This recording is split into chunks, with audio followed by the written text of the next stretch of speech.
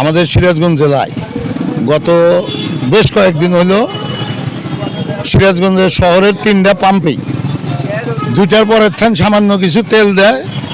যদিও আমরা গতকাল 14 তারিখ সরকারিভাবে শুনলাম যে তেল স্বাভাবিকভাবে পাওয়া যাবে, কিন্তু বাস্তবতায় আমার পরিবহনের লোকজন ঢাকামুখীর যে অগ্রিম টিকিটগুলো বিক্রি করা আছে, আমার পরিবহন তেল বেগর যাচ্ছে আনতেও পারতেছি না, যাইতেও পারতেছি না। এখন এই অবস্থা থাকলে এই যে 16 তারিখ 17 তারিখ 18 তারিখে গার্মেন্টস ছুটি, গাড়ি তো যাইতেই পারবে না, তেল বেগরই গাড়ি বন্ধ হয়ে যাচ্ছে।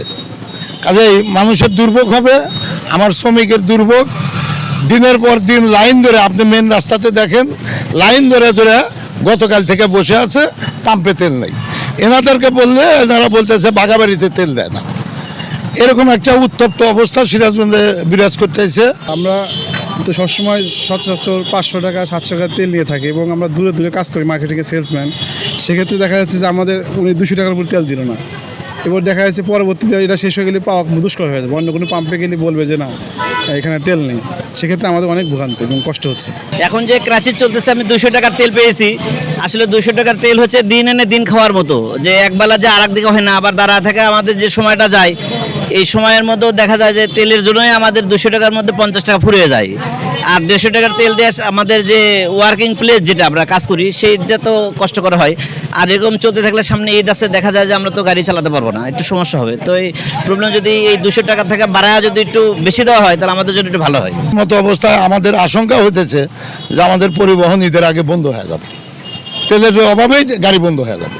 এরকম একটা সরকারের কাছে দাবি যে আপনারা এটা একটু তদারকি করে স্বাভাবিক মতন পাবলিক যাতে আসতে পারে, আমার শ্রমিক যাতে কোনো দুর্ভোগ শিকার না হয়, তেল আসার সাথে সাথে জানি আমি পেয়ে যাই, আমার যতটুকু প্রয়োজন ততটুকুই দিই। পুরো রোজার মাসটা আমরা বসে আছি যে 16 তারিখ 17 তারিখ 18 তারিখ 19 তারিখ ছুটি হবে।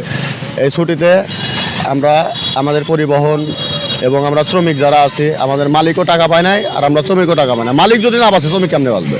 আগে মালিক বাঁচবে, তারপরে তো শ্রমিক বাঁচবে। তাহলে আমরা যে বসে আছি, দেখেন সরকারি চাকরিজীবী, প্রাইভেট কোম্পানি চাকরিজীবী সবার বেতন মনে সবারই হয়ে গেছে, সবার ঈদের পোশাক হয়ে গেছে, বাজারঘাট সব হয়েছে।